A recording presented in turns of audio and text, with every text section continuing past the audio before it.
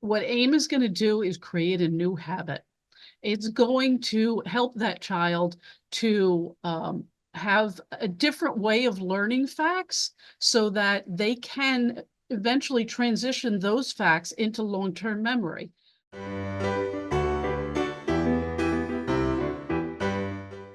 Good afternoon, everyone. Welcome to the Demme Learning Show. This is Gretchen Rowe, and I am absolutely delighted to have the opportunity to sit down with my friend and colleague, Kathleen Calabrese, and talk to you about hacking AIM. The genesis for this conversation is because Kathleen and I see so often in different social media channels where parents are frustrated because they aren't getting the results they want from a program that will deliver fantastic results for you. Kathleen and I want to explore why you would need AIM, what AIM's purpose is, and why it is so effective. And we also want to confront some of the things that sometimes we think as parents that cause us to be less than successful. So we're going to disabuse you of a couple of notions. Kathleen, will you introduce yourself, and then we'll get to the meat of the matter? Thanks, Gretchen. My name is Kathleen Calabrese, and I work in customer service at Demme Learning. I used Matthew C. for 21 years with my two boys. And you know what? That makes you a greater veteran than I am. I only used it for 14 years, but I will tell you it's a marvelous program in the fact that it makes your children into self-driven learners. And I think that would be the goal for any of us as a homeschool journey. My husband and I homeschooled 6 kids, 21 years, and I wouldn't have changed the journey for anything. But I also think what's really important today is to recognize that when Kathleen and I started our journey, the world was a little bit different. The world is much more frenetic now, and we live in the 90-second bite era. We are looking to get a goal in 90 seconds. And we're going to talk to you today about why bringing that attitude into AIM might not be as effective as possible. So Kathleen, I know you have developed a particular affinity for AIM, being a customer service rep and talking so many families through it. Tell me why it's effective. So AIM is a remediation program. It is meant for a child to master their facts. The addition subtraction one is meant for a child who's 8 years old and older, who's already had at least a year of instruction with addition and subtraction, but for whatever reason, they didn't master their facts. And then the multiplication one is for a child 10 years old and older, who again has already had multiplication instruction, but didn't master the facts. So the AIM course doesn't teach them how to add and subtract, how to multiply. It works on mastering those facts. The other thing I think that is really important is we do something to children that corrupts their ability to fact master from the very beginning. There's nothing cuter than a 4-year-old when you say, I have 2 fingers and 2 fingers. How many do I have in all? And then somewhere around first grade, we say, tell me what 2 plus 2 is and don't use your fingers. And so we inadvertently create habits that cause us to not be able to remain engaged. Can you talk a little bit about that, Kathleen? Why is it important to have habit change here? Well, obviously, as adults, we don't want to be counting on our fingers. Even as we get into more difficult math problems, multi-digit, it's ineffective to be finger counting. And it's also a struggle for the student, which they don't even know how to express. So we want to build habits that are teaching them how to put those math facts into their long-term memory. And what we mean by putting it into their long-term memory is that they would have automatic recall. So they can say 3 times 8 equals 24 that quickly without having to skip count, without having to use other methods to figure that out. They just know it because it's in their long-term memory. Again, students struggle at higher levels sometimes because they don't have that automatic recall. And again, they're not going to say to you, that's why this algebra is hard, because you know, I don't have my addition facts that down. They don't even understand that. But when they have those facts mastered, when they have them in their long-term memory, then that's no longer a hurdle for them, and they can just deal with whatever the problem is that they have presented to them. Which I think is one of the things as parents that is paramount for all of us is we don't want our kids to struggle. And I know you and I talk to endless numbers of parents who say, but my child is behind. So before we even get into the semantics of how you're going to get the best out of AIM, can we talk about the B word and why that causes so much anxiety? That's such a funny thing because in homeschooling, um, people know that it's negative to say it, but they say it anyway. They will say, my child's behind. I know I'm not supposed to say that, but they are. The reason we don't want to say that is because it puts undue pressure on the child.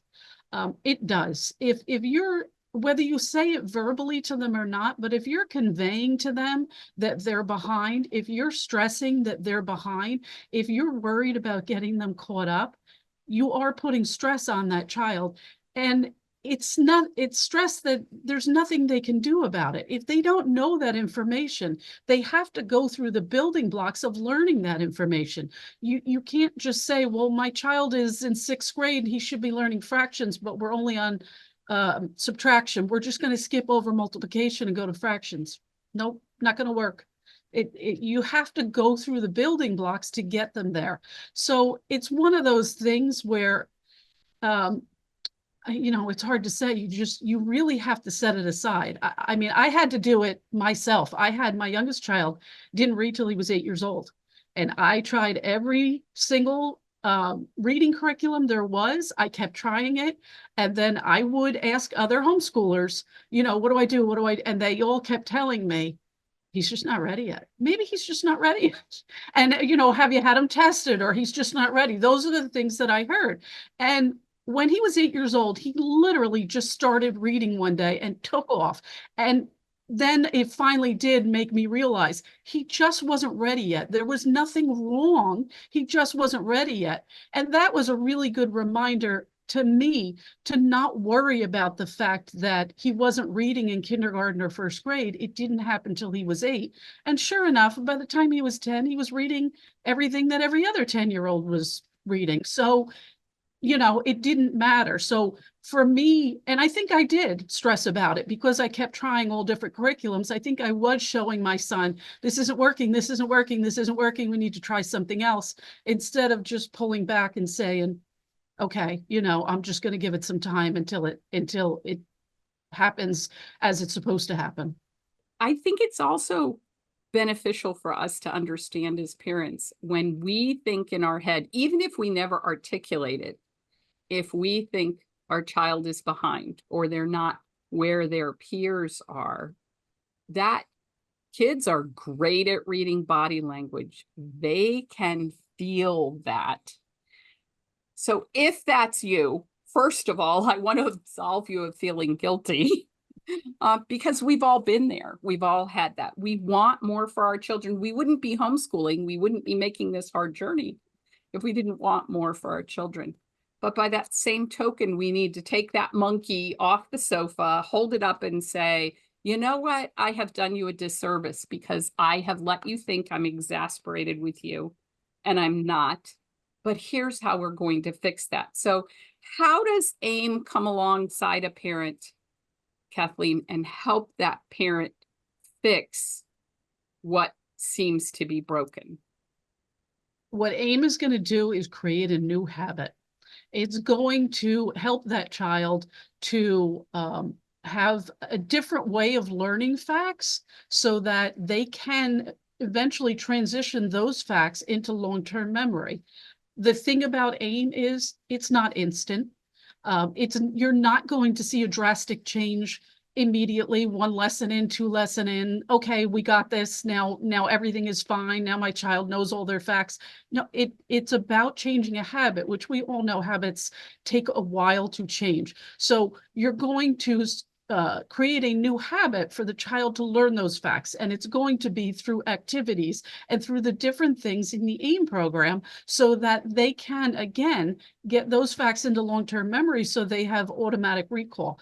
When you do that, it will free the child up then to move forward with math, to be able to progress forward much easier. Again, a child doesn't know why they're struggling with fractions. They don't know why they're struggling with algebra. They can't say that to you. As parents, sometimes we don't even know. You know, we're looking, going, oh, algebra's really hard. Yeah, it was hard for me too. My child can't do algebra. It's not. Usually, it's not that your child can't do algebra, and this is part of the reason that AIM was created. The algebra problem might be 17 steps long to figure out what y is. Within those 17 steps, they need to add, subtract, they need to multiply, they need to be able to do fractions. Well, if a child is struggling with all of those steps, just basic math things, they're looking at that problem going, this is too hard, I can't do it. When they have that automatic recall, they can literally now just take one line at a time in that algebra problem, and all of a sudden now they're able to do it. So using AIM and getting those facts mastered makes such a difference for the child moving forward. Kathleen, you had said something when we were preparing for this conversation that I want to revisit. And you said that parents who use the program don't recognize the power of the activities. So can you talk a little bit about why that's powerful? Sure. So, well, obviously, if you're using AIM, you're using it because you came to the realization that your child doesn't have their facts mastered, right? So within the AIM kit, there are fact check cards. They're not flashcards that we're holding up and seeing if our child knows the facts. They're fact check cards that we're going to go through different parts of the program. And then those are ways for us as the parent to know whether your child has mastered those facts. Well, you want to use the different methods. We have building it, build, write, say. We have drawing it. We have the activities. Those are all different methods to help the child to master a fact that, again, we've already realized that they don't have mastered. So as we're going through those different activities and things with them, that is what is helping them to then have automatic recall of that fact. It's also very powerful to put in the hands of your student the ability to choose, how are you going to remember this?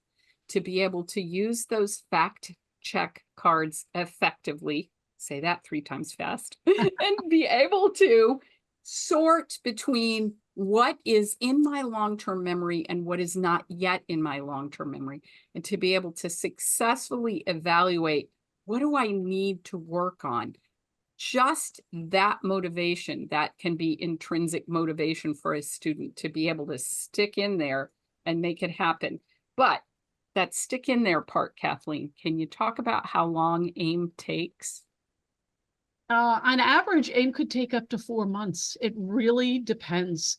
It depends on a few things. It depends on how many facts the child already has mastered coming into it, because they are going to have some mastered just coming into the program, you know, most likely. So then it's a matter of how long it's going to take them to go through each fact and show mastery of it. You know, again, it's one of those things that we don't want to focus on getting through it quickly. We don't want to focus on, you know, oh, it's October, I really want to start that next level of Matthew C. You know, can we hurry up and get through AIM here and then jump into the next level? You want to just say, you know what? My child didn't have their facts mastered. I'm going to go back. I'm going to work through this program until they get the facts mastered. And I'm going to trust the fact that when they come out of AIM with all their facts mastered, they're going to be able to do much better in their next level of math. Kathleen, one of the questions that we had from several parents was, can I do something like AIM alongside what we're already doing for math? Because AIM as a standalone supplement is not part of the Math UC sequence. Parents can use it and then go back to whatever math program they think they love. But why do we say you have to do it all by itself? Yep. And we often have that question asked very often, can I do it alongside so my child isn't behind or so we can keep moving along? And our answer always is, it is not recommended to do it alongside. And again, the reason for that is what AIM is doing is it's creating new habits.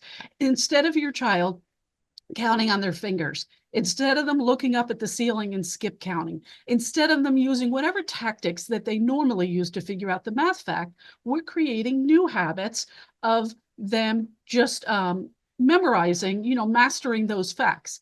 If, as the parent, you stick a piece of paper in front of your child with a bunch of problems on it, and you say, okay, I just want you to do this, the child knows I'm supposed to do that paper. Let me go back to counting on my fingers so I can get this paper done.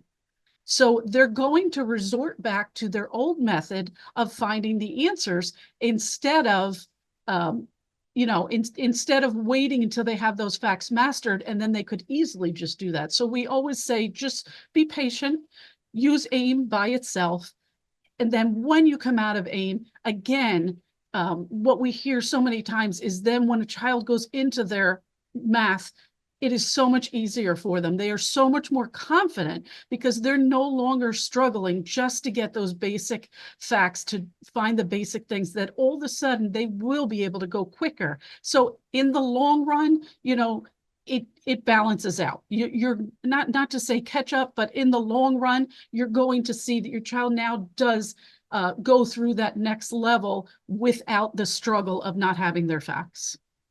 So Kathleen, if I'm a parent and I have purchased AIM, I have the box here, where do I begin? What do you want me to do first? Tell me, because the guide in here is lengthy. There's a lot of words in here. So what would you, in order for me to get the best out of this program, tell me what you want me to do first? Okay, so you're right. The guide is a bit lengthy, and we do have some customers reach out and say, okay, I received the box, I have the guide.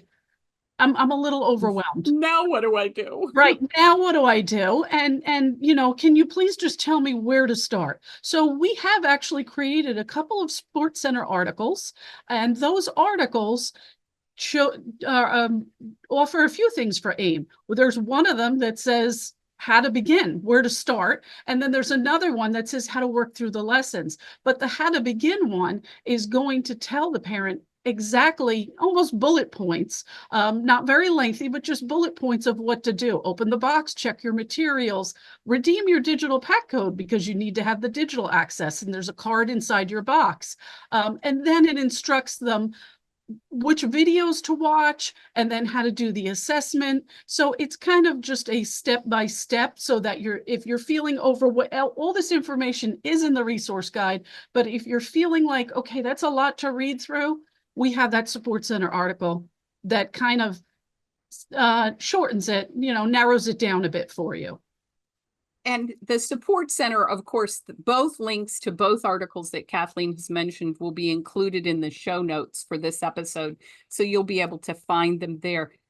I want to ask you why we felt like we had to put a separate document together when we've got a wonderful lesson plan. What's happening with parents?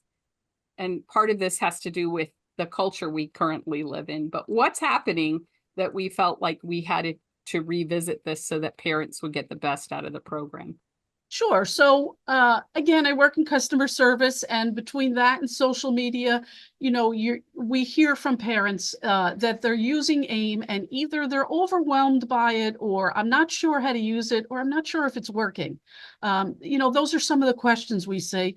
And of course, what we ask, or what we try to determine first is, well, how are you using it? That's the first question. If I'm on the phone with someone, how about you tell me how you're using it?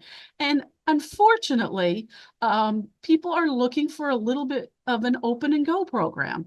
They really want to be able to say, okay, I ordered the AIM. Today's the first day of school. It's Monday. Let's go. Let's jump in. We're gonna do AIM.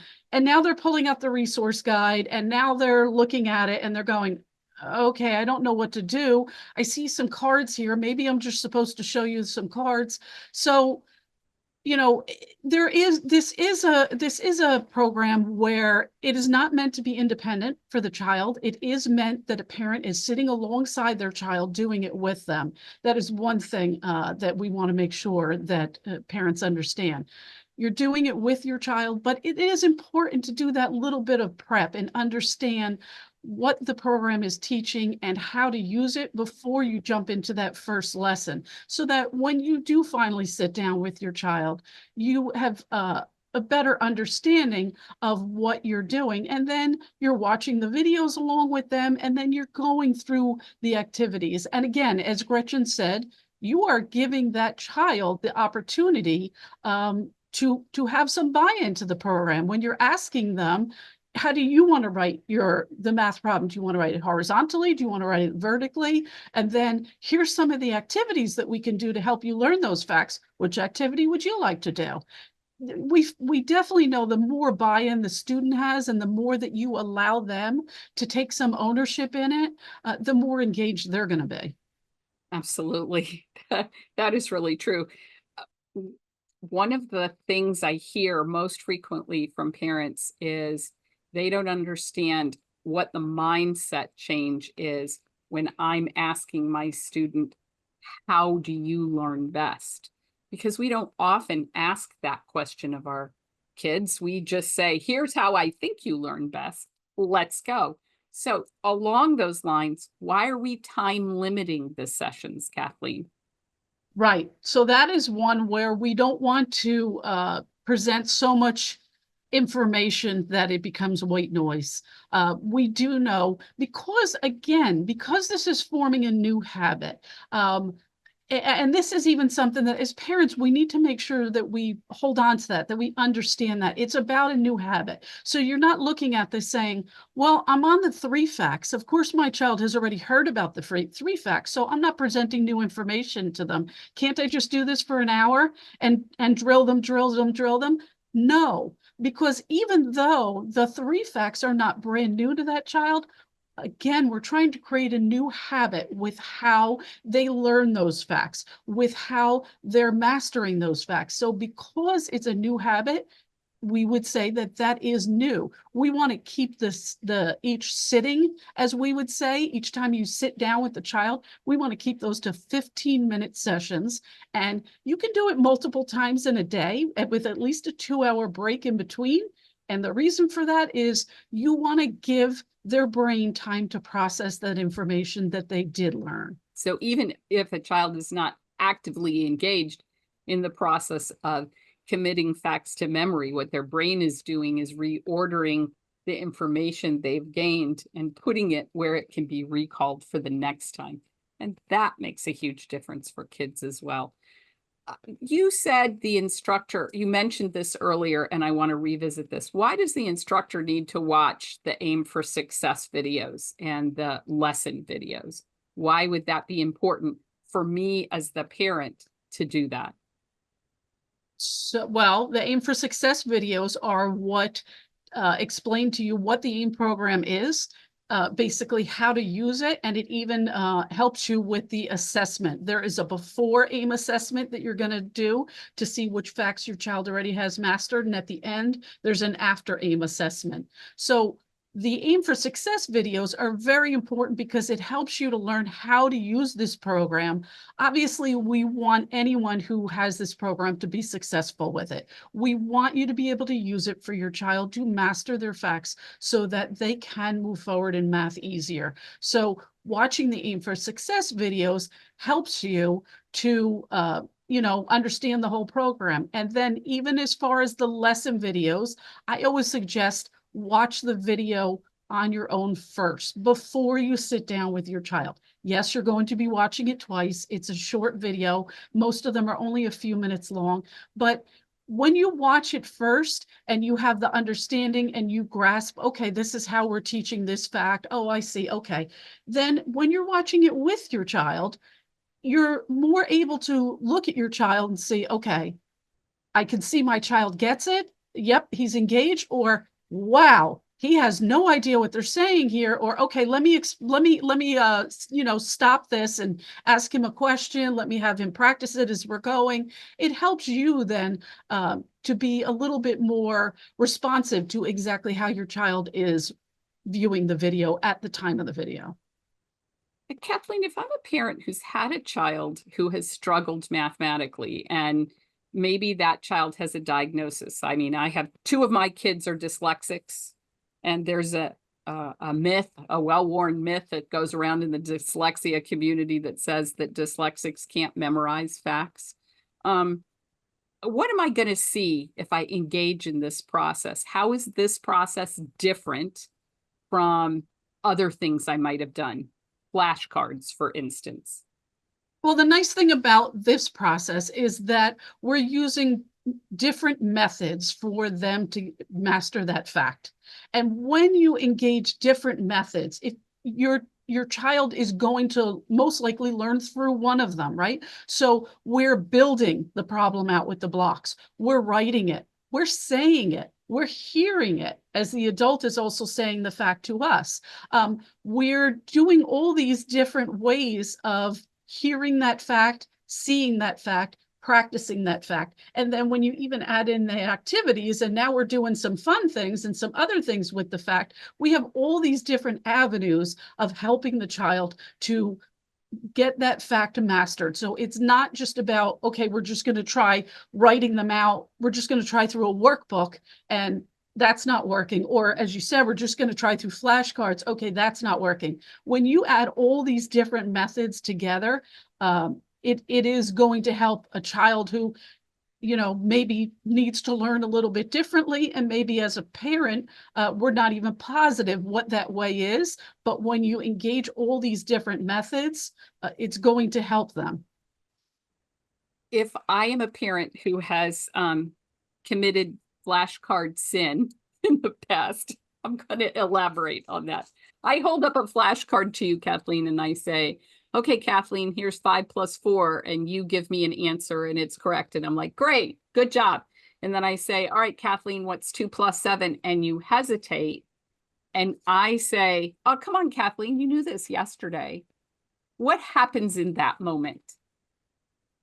Well, you're telling, I guess you're telling the child that that they were unsuccessful with the flash. Not only were they unsuccessful, but I've created anxiety. Right. And the real point to having all those modalities to be able to step through this process is to alleviate that anxiety. Are we going to get to 100% fact mastery with every student? Is that the goal of this program? Nope. The goal of the program is improvement, is seeing progress. It may not be 100% mastery, and that's okay. We want to see progress. And again, the biggest thing about this is changing the habit of how they're learning math facts, so that even after you come out of it, if they're not at 100%, if you've changed the habit, then they can continue to use that habit and eventually pick up the rest of those facts where they are then fully mastered. If we can move the ball even 20% for a student so that they have to step away from a problem 20% less, then that's 20% more that they're engaged in the process, and it makes it easier for them. So one of the questions that we were asked several times, Kathleen, was the program is for any child who's struggling, but how is it going to change my attitude as a parent? What am I going to look for in the beginning to see habit change? What does that look like from a student? Well, one of the interesting things is when you do that before AIM assessment, we have heard from so many parents who said, I didn't know. That's how my child got to the fact. I didn't know when they were looking up at the ceiling that they were skip counting. I didn't know. Finger counting, usually, okay, you can see that. But we've had so many who didn't know how their child was getting to a fact. And, originally they would say, oh, well, it just took my child a while. But eventually they got to the fact. It's important to know what is going on in that a while? What is eventually getting them to the fact? If it's that they're skip counting, then they don't have that fact mastered. If they're actually counting up in their head, then they don't have that mastered. Whatever tactic they're using, it's helpful as a parent to understand what your child is doing to find their math facts. So then you can look at that and say, oh, okay, so they were using this method. Now we're going to create a new method, a new habit, so that we can get those facts again into the long-term memory, which is our goal, because when we say facts are in long-term memory, that's when we mean that there's going to be automatic recall and that you know that fact. I love the fact that you said we didn't know. Often we as parents look at our children and like, I don't understand. Why are you struggling? It's even harder if you're a math adept parent. Now, I'm not a math adept parent, so it was easy for me to go, oh, I can see you're struggling. Welcome to my world. Which is great, except it's not great because we want more for our kids. So Right. just that detective process of beginning with the before aim assessment. Can you talk to me just a little bit about what does that assessment do? How does that work? How does it help me as a parent to be able to see what you're describing? Again, I think the biggest thing is it helps you to understand how your child is coming to their math facts, how they're figuring it out. So the before aim assessment has a number of math facts on a paper, and you're going through them one at a time. And you're putting a slash mark through if your child knew that fact. And if they didn't know it, then you're not, so that it's giving you an idea, again, of which facts the child has mastered and which they don't. But I feel like the most important thing is it is helping you to understand how your child comes to facts. Because even if they're getting some of the facts right, but you can see that they counted on their fingers or that they used another tactic, then that's giving you that information. One of the things that during the before aim assessment is it's okay for a child to say, I don't know, if they don't know the answer. And that's one of the things that we want to make sure that parents understand. If they don't know the answer to that one, that's okay. Move on to the next one. And you can say to your child, okay, how did you figure that one out? Because again, when we have that information and we understand what tactic they're using, that's when we can say, okay, this is what they're doing. This is where we need to get them to. Again, Gretchen, you pointed out earlier about finger counting. And I always, I try to tell people, we go through different steps in math. Little kids are counting on their fingers, and then we move along to skip counting. And then maybe we're moving along to using the manipulatives. Eventually, we want to get a child past all of those to where a fact is just in their long-term memory, where they have it mastered. That's the goal, to eventually get them there.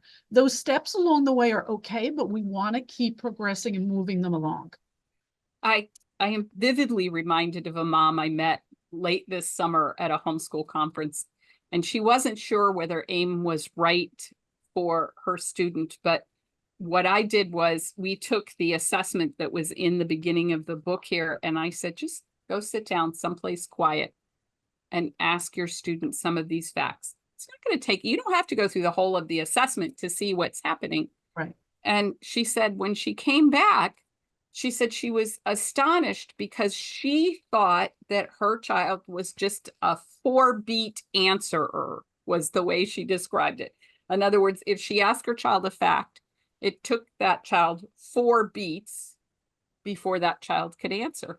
And you said a very valuable thing here. How did you get to that answer? She asked her child that, and she said what her child was doing that she didn't even see was looking straight at her mom and saying 4 plus 7 is 5, 6, 7. She was looking at one eye, the other eye again, and counting. And mom came back and went, oh my gosh, I had no idea. Yeah. I had no idea. And that will always stick with me because, the downside of homeschooling is our kids want us as their moms or their dads to be happy. And so they don't want to admit they don't know what they're doing. because they don't want us to be stressed out. Kathleen, you've been wonderful today. You've answered lots of questions for parents. I hope we've been able to fit parents in the frame for this whole thing. Before we conclude, what would be the one piece of advice you would want to share, since you have this conversation innumerable times in a week? What's the piece of advice you want parents to most take away from the conversation we've had today? Well, one of the things that I do tell parents when they call us up or contact us and ask about AIM is I say to them, congratulations, just on the fact that you recognize that your child is struggling, because that is something, that's fantastic. You recognize your child is struggling. You recognize that, I don't want to just keep moving forward and have my child not like math and have my child not do well with math. So I think it's fantastic when parents recognize it and now they're looking for a solution. So with that being said, AIM is going to help your child to master those facts. Again, be engaged with it. Do the prep work ahead of time so that you understand how it works, why it works, how to use it, and then jump into it with your child, and then allow your child the time that they need to master those facts, because you knew there was an issue, you're looking to resolve the issue. Now trust through the process and continue on with it, and you will see progress in your child. Absolutely. After having had the opportunity to work with this program now for almost 8 years, I will tell you that I have watched it change countless children's lives. And Kathleen is a wonderful advocate for this program. She has created some wonderful resources that we will share with you all in the show notes. And I just want to say thank you for joining us today. This is not a difficult program, but it does require a little bit of upfront time for you to understand how it works, and then to see how powerful it is when it works. Thank you all so much for joining us today. This is Gretchen Rowe for the Demme Learning Show. You can access the show notes or view a recording at demmelearning.com/show or on our YouTube channel. Be sure to rate, review, follow, or subscribe wherever you may be hearing this, especially if you really enjoyed it. Take care, everyone. Have a wonderful afternoon.